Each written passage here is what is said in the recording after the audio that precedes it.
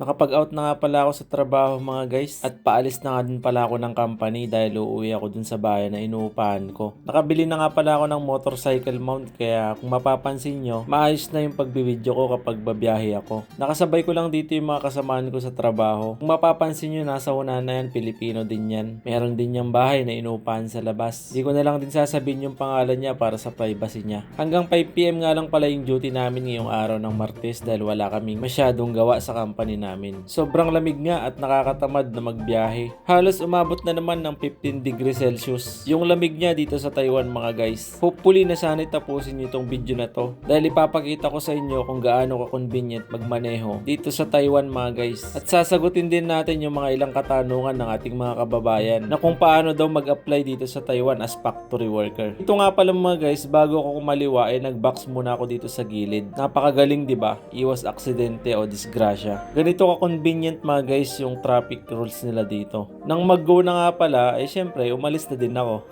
Kadalasan dito sa Taiwan mga guys ay napakaraming mga traffic lights. Bawat intersection yata ay merong traffic lights katulad nito. Pagdating ko sa dulo, mapakanan o kaliwa, meron din. Pagdating ko nga din dito ulit, intersection meron na naman. Ganito kasi pagmaneho dito mga guys. Nasa sayo na lang talaga kung talagang barumbado ka magmaneho. Meron din namang ilan ng mga kamote riders pero mabibilang mo lang din. So yun mga guys, sagutin natin yung mga katanungan ng mga karamihan. Lalong-lalo na sa mga nagme-message sa akin na di ko nare-replyan. Paano nga daw ba mag-apply bilang isang factory worker dito sa Taiwan? Napakasimple lang mga guys, kailangan mo lang kumpletuhin yung mga requirements mo. Pinakamahalaga, passport, e-registration, PIOS, voter's ID or voter certificate. Isama mo na din yung UMID ID or national ID. Ipapaskill ko na lang dito sa screen yung mga ibang mga requirements na kailangan yung dalhin kapag mag-a-apply kayo sa mga agency. At ano ba yung mga age limit kapag nag-apply ka as factory worker dito sa Taiwan? 20 to 34 years old ang age limit ng factory worker. Sa mga nagtatanong naman kung pwede ba merong tattoo, guys, depende po yan sa agency na a-applyan ninyo. Sa mga magtatanong naman kung ano yung mga legit na agency, ipipin post ko na lang sa my comment section, tignan nyo na lang mga guys. Sa mga nagtatanong din naman kung kailangan ba merong experience sa factory kapag nag-apply ka,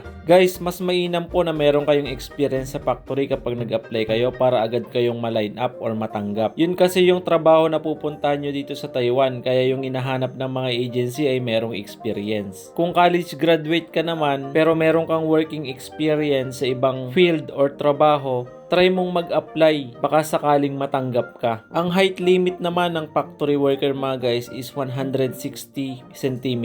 Sa mga 5 flat naman or hindi umabot ng 160 cm pero meron kayong experience sa factory, itry nyo pa din po na mag-apply, baka sakaling matanggap po kayo. O paano mga guys, hanggang dito na lang muna. Hopefully, nasagot ko po ang lahat ng mga katanungan ninyo. Ako po'y humihingi ng pasensya at hindi ko po kayo nare-replyan lahat dahil sobrang dami po ninyo at sabog na po yung inbox ko. O paano, ingat kayo palagi mga guys, hanggang dito na lang. Paki-follow, like, and share naman. God bless!